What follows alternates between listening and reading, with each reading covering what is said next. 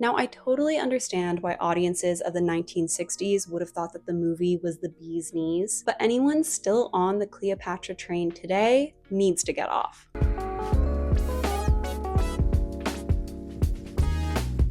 Hi there, my name is Tessa, and if you're familiar with my main channel, Modern Girls, then you've probably heard the snide comments I've made about the costumes in Cleopatra over the years, an opinion that has definitely put me in the minority, as it's often cited as having some of the best outfits in film. Besides Irene Sharaff and the other costumers receiving an Oscar, at one point Elizabeth Taylor held the world record for the most costume changes in a single movie, and some of the film's existing costumes have even been sold for thousands of dollars. Hollywood has been fascinated with the story of Cleopatra since the inception of the film industry, with dozens of different actresses depicting the Egyptian queen on screen, including Theda Bara, Claudette Colbert, Vivian Leigh, Sophia Loren, and Rhonda Fleming. Producer Walter Wanger had wanted to make his own Cleopatra film for years, and initially started developing the project in 1950. But a year later, he was arrested for shooting his wife's talent agent, who he suspected were having an affair. When he was released a few months later, he had a successful career comeback, allowing him to return to Cleopatra.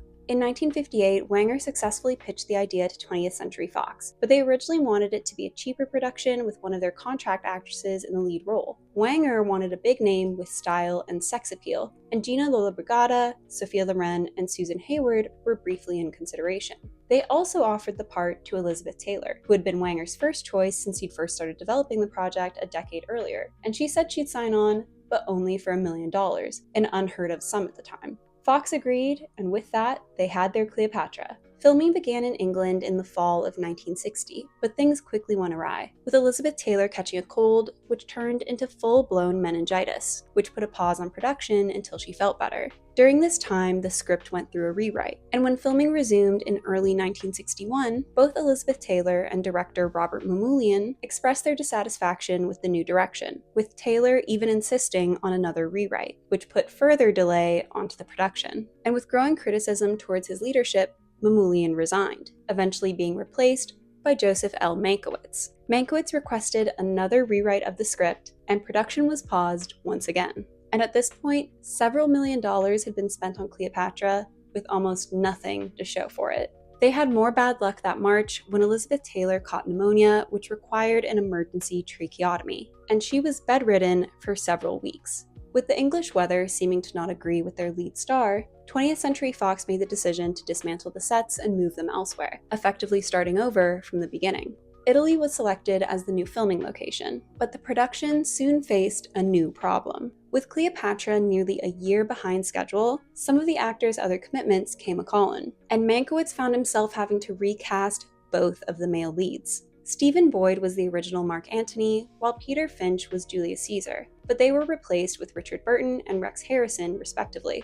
This casting decision caused the next hitch in production, with Elizabeth Taylor and Richard Burton entering a relationship in early 1962 that took the world by storm. Not only because of their respective star power, but because both were married to other people. While this scandal made for good tabloid fodder, it did bring into question the film's marketability, with two adulterers at the lead. Over the next few months, several other members of the cast and crew fell ill during filming, and 20th Century Fox even attempted to fire Walter Wanger, a decision that Taylor and Burton protested. Finally, in July 1962, they finished filming, and a few months later, Mankiewicz showed a rough cut to Fox president Darryl F. Zanuck. Mankiewicz had originally intended to release the film as two 3-hour epics, which were divided by Cleopatra's relationship with Julius Caesar and Mark Antony. But already severely over budget and not willing to risk two flops, the studio insisted that he edit his extensive amount of footage into a single film. As a result, the 60-plus costumes that Elizabeth Taylor wore were reduced to under 40 in the final release. Still an impressive amount, but not one that warranted a world record. Condensing the film required a series of reshoots that took place in early 1963, and in March, nearly 3 years after filming had begun, Cleopatra was finally completed.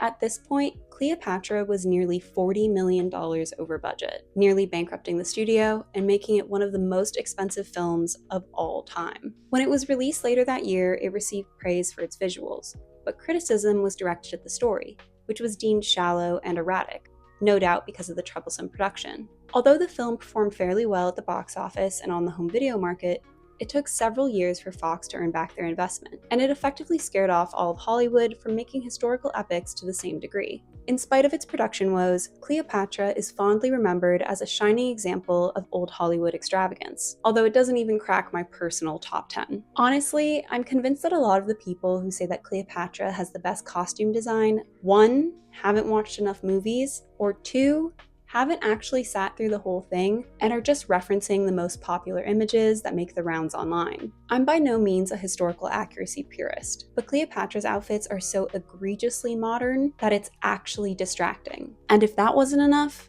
I also think that they're plain old ugly. Okay, not all of them, but most. The most memorable outfit in the film is without a doubt the gold dress that Cleopatra wears when she first enters Rome, which was plated with actual gold and cost nearly $7,000 to make and weighed 15 pounds. And I'm not denying that it makes the exact statement that it was supposed to. My problem is with the other outfits in the film, which range from boring to outright tacky. Irene Sharaff, who is responsible for Elizabeth Taylor's wardrobe specifically, reused the same dress pattern several times, just changing the colors and styling, resulting in a lot of low necklines, fitted busts, and flowy skirts. Sure, you could say that she was trying to create a cohesive look, but it makes for pretty bland visuals. And if you just got rid of the makeup and accessories, Elizabeth Taylor could have worn any of these out to dinner. I mean, just compare her outfits to any other version of Cleopatra. Sharaff isn't really known for her subtlety. Just look at how she dressed Barbra Streisand later that decade. But I think she might have overdone it in Cleopatra with the giant headdresses and sequined robes. It just winds up looking tacky most of the time, like she's about to perform in Vegas or something.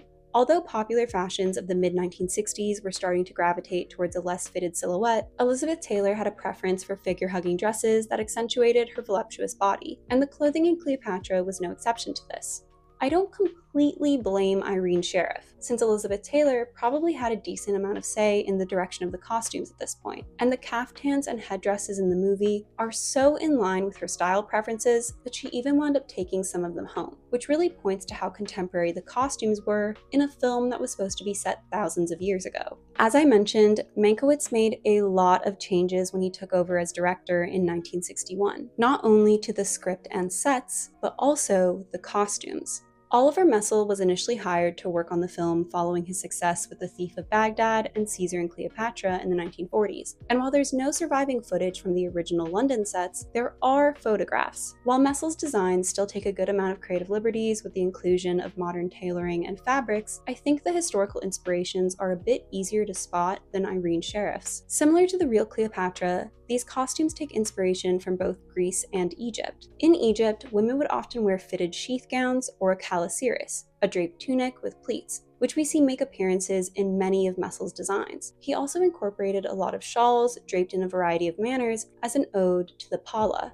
which were a sign of affluence in Greece and Rome. I also find Messel's color palette to be more cohesive than Sharaff's, gravitating towards white, blue, red, and gold. What I really appreciate is the lack of embroidery. There aren't any snakes or ankhs or suns. It makes it feel a little bit more realistic. The styling of these outfits is still lavish, but it's not a total eyesore, adding an effortlessness which I think is more Cleopatra to begin with. And while I can't say for sure, considering this version of the film never got made, but I feel like you can even see who Cleopatra is more loyal to. That sort of character development and growth is what I wanted to see from Irene Sharaff's costumes. But instead, you can't tell the difference from what Cleopatra wears at the beginning of the movie and the end, which is kind of crazy because it takes place over 2 decades. Now, I will say that costume design is pretty subjective, and even though my opinions on Cleopatra are set in stone, I don't expect to change everybody's mind about it. So I guess I'm wondering, if you do like the costumes in Cleopatra,